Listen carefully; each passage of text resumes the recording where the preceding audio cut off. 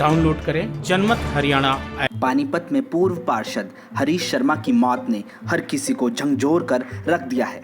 दिवाली में पटाखा बिक्री के विवाद के बाद अचानक नहर में कूदने की सूचना ने राजनीतिक से लेकर प्रशासनिक गलियारों में खलबली मचा दी। उनका शव मिल चुका है, उनका अंतिम संस्कार भी कर दिया गया। पूर्व पार्षद की अंतिम यात्रा में बड़ा जनसैलाब उमड़ा और हजारों की संख्या में लोग मौजूद रहे। पानीपत शहर से विधायक प्रमोद विज ने उनकी अर्थी को कंधा भी दिया। लेकिन इन सब के बीच सबसे बड़ा सवाल ये है कि क्या पटाखे बेचना इतना बड़ा गंभीर अपराध है कि आदमी को अपनी जान तक देनी पड़ जाए। दरअसल दिवाली की रात पानीपत के फतेहपुरी चौक के पास पुलिस पटाखे बेचने वालों को पकड़ रही थी। प्रशासन ने पटाखे चलाने और बेचने पर प्रतिबंध लगाया हुआ था। डीसी के आदेश पर तहसील कैंप चौकी इंचार्ज बलजीत सिंह निरीक्षण कर रहे थे। उसी दौरान उन्होंने पटाखों का एक स्टॉल देखा। जब पुलिस पटाखों को जब्त करने लगी तो हरीश शर्मा भी वहां पर पहुंच गए और कहने लगे कि यह उनके पटाखे हैं। इसके बाद हरीश शर्मा की पार्षद बेटी अंजलि शर्मा भी पहुंच गई।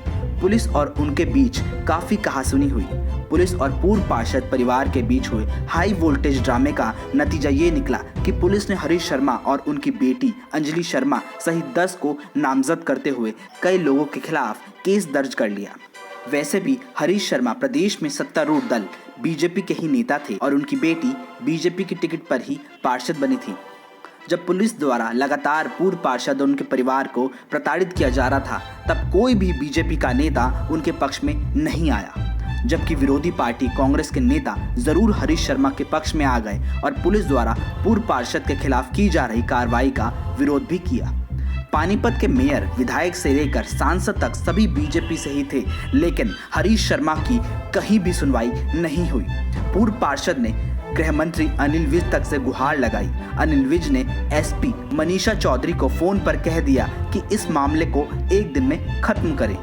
हरीश उनका कार्यकर्ता है। इसके बावजूद तहसील कैंप चौकी पुलिस ने हरीश के घर के बाहर लगातार दबिश दी। इस तनाव में हरीश शर्मा ने नहर में छलांग लगा दी। पूर्व पार्षद को बचाने की कोशिश में नहर में कूदे उनके दोस्त राजेश शर्मा भी डूब गए। अब सबसे बड़ा सवाल ये है कि जब बीजेपी के पूर्व पार्षद हरीश शर्मा और उनकी बेटी अंजलि शर्मा की कहीं कोई सुनवाई नहीं हो पाई, सरकार को जगाने के लिए हरीश शर्मा को अपनी जान तक देनी पड़ गई। इंसाफ के लिए आम आदमी को कितनी ठोकरें खानी पड़ती होंगी, कितना दर दर भटकना पड़ता होगा, इसका अंदाजा आप खुद लगा सकते हैं। सरकार में अफसरशाही कितनी बेलगाम हो चुकी है, इसकी बानगी पूर्व पार्षद मामले में दिख जाती है। इससे पहले अफसरों के गैर जिम्मेदाराना रवैये को लेकर राज्य मंत्री यश यादव अपनी नाराजगी जता चुके हैं। हालांकि सरकार अब कुंभकर्णी नींद से जरूर जाग गई है। उसने पूर्व पार्षद के परिवारों की मांगों को भी मान लिया है। पानीपत की एसपी मनीषा चौधरी और दूसरे पुलिस अधिकारियों के खिलाफ एफआईआर दर्ज कर ली है। पटाखा विवाद में हरीश शर्मा, उनकी बेटी अंजलि शर्मा समेत 10 लोगों पर दर्ज केस कैंसिल होंगे। 19 नवंबर की रात अंजलि ने जो शिकायत एसआईटी को दी थी, उसी पर केस दर्ज होगा। हरीश शर्मा और राजेश शर्मा के परिवार के एक एक सदस्य को सरकारी नौकरी दी जाएगी। साथ ही अंजलि के परिवार को पुलिस द्वारा सुरक्षा भी दी जाएगी। सरकार ने पीड़ित परिवार की मांगों को मान तो लिया है, लेकिन इस मामले पर पहले ही सरकार ने अगर एक्शन लिया होता तो हरीश शर्मा को अपनी जान नहीं गंवानी पड़ती और आज वो हम सब के बीच जीवित होते। फिलहाल तो यही कहा जा सकता है कि सब कुछ गंवाकर होश में आए तो क्या आए। अब देखना यह है कि हरीश शर्मा प्रकरण से सरकार कितना सबक लेती है और आगे ऐसी घटनाएं ना हो उस पर क्या करती है।